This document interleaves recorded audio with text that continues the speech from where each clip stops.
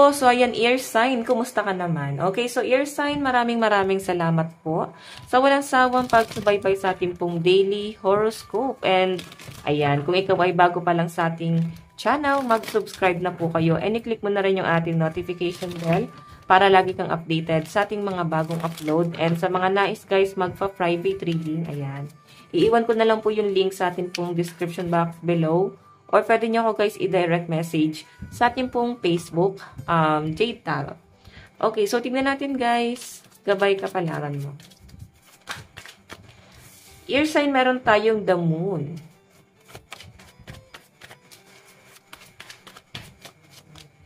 Meron tayong Queen of Swords.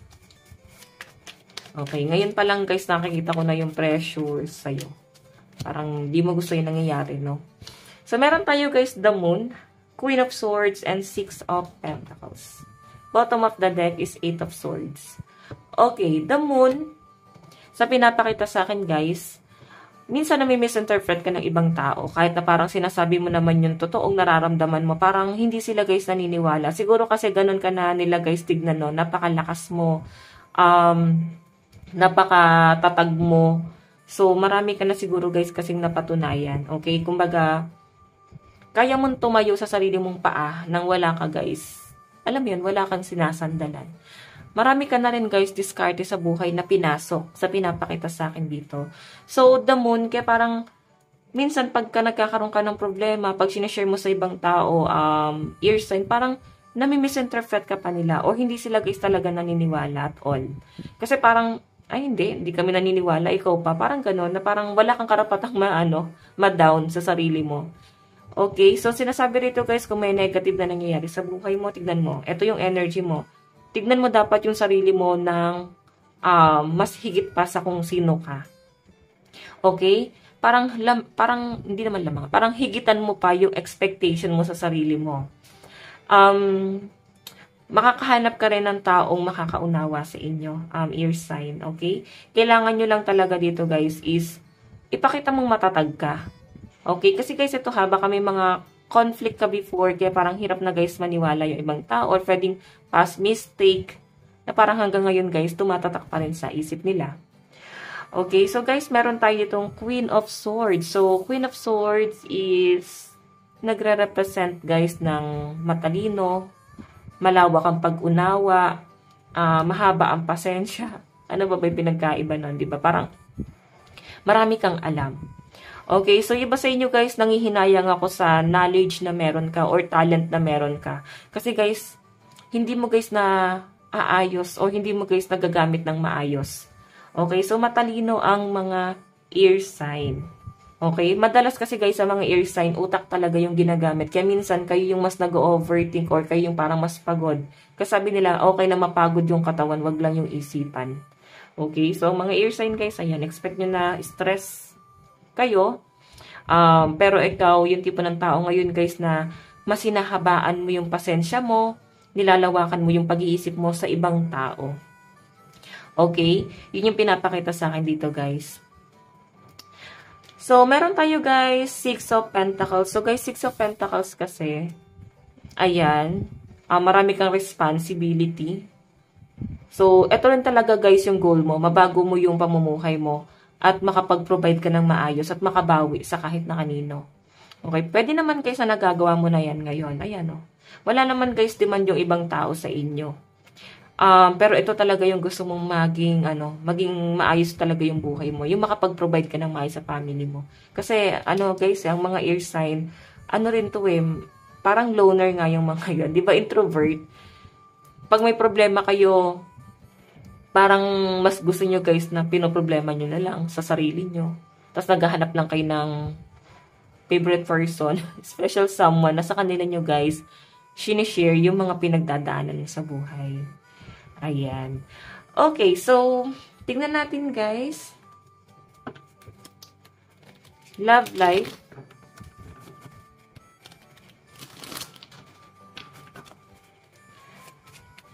Okay, wait lang guys. Susod ko lang yung aking upuan.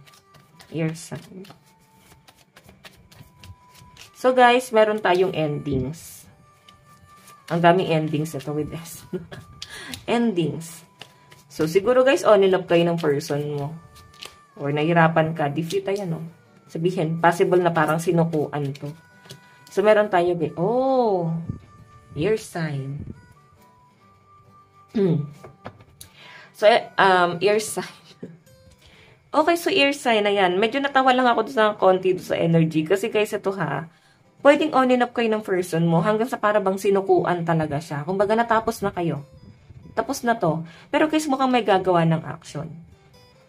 Okay, may naliwanagan dito, may natauhan, maraming na-realize. Actually, itong relationship na to sa pinapakita sa akin, air sign, both naman kayo, parang same naman kayo na hindi nyo na guys ine-expect na maayos nyo pa. Pwede kasi guys, ang dami na guys nangyari, parang ang hirap na guys ayusin talaga.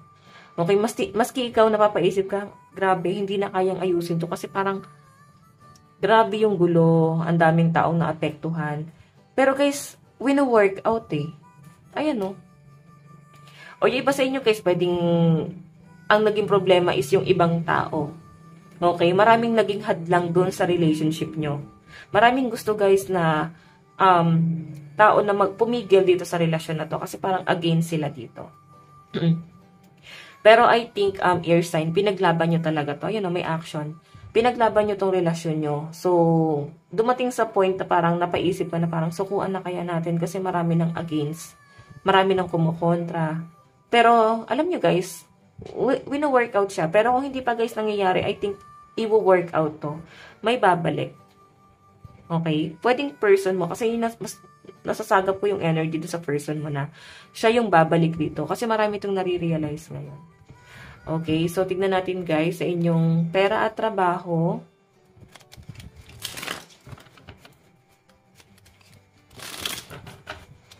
Pera at trabaho.